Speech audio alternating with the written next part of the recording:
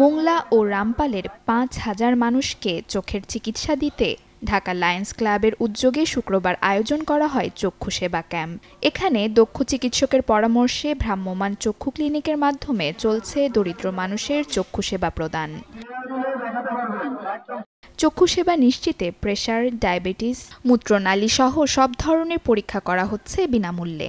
পরীক্ষা নিরীক্ষার পর প্রয়োজনে চোখের ছানি অপারেশনে রোগীদের হাসপাতালে নিয়ে থাকা খাওয়ার পাশাপাশি অপারেশন শেষে ওষুধ প্রদান করা হচ্ছে, পৌঁছে দেয়া হচ্ছে নিজ বাড়িতে।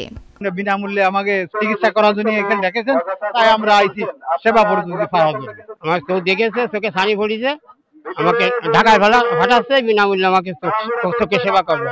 আমি চোখের জন্য আইছি, আমার টাকা নেই বলে বিনামূল্যে, সেই জন্য আমি চিকিৎসা করতে আইছি। চোখের সমস্যা, গরিব মানুষ দেখাতে পারি না, এই জন্য আইছি দেখাতে এখানে। ভবিষ্যতে আরো মানুষ এই গরিব অসহায় মানুষের পাশে থাকে, যেন এইভাবে চক্ষু চিকিৎসার ব্যবস্থা করতে পারে। আল্লাহ তাকে আরো শক্তি বাড়ায় দিক। সুবিধা বঞ্চিত মানুষকে সেবা দেওয়ার মনোভাবেই এমন কার্যক্রম চলমান থাকবে বলে জানান সেভ দ্য সুন্দরবন ফাউন্ডেশনের এই চেয়ারম্যান। লবণাক্ততা, আবহাওয়াগত কারণে মানুষের এখানে অনেক সমস্যা হচ্ছে। যেহেতু এখানে হাজার হাজার মানুষ আসে এই ক্যাম্পে, প্রতিবার আমরা চেষ্টা করি এই ক্যাম্পের মাধ্যমে বাছাই করে ঢাকায় নিয়ে অপারেশন করার জন্য।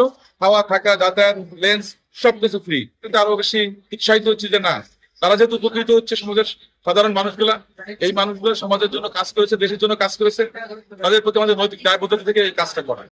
ফাউন্ডেশনের তথ্যমতে ২০০৯ সাল থেকে বিনামূল্যে চক্ষু সেবা, সেলাই মেশিন প্রশিক্ষণ ও বিতরণ এবং পশুপালন সহ অসহায় মানুষের পাশে থেকে কাজ করে আসছে save the Sundarban foundation. Desk report, channel 24।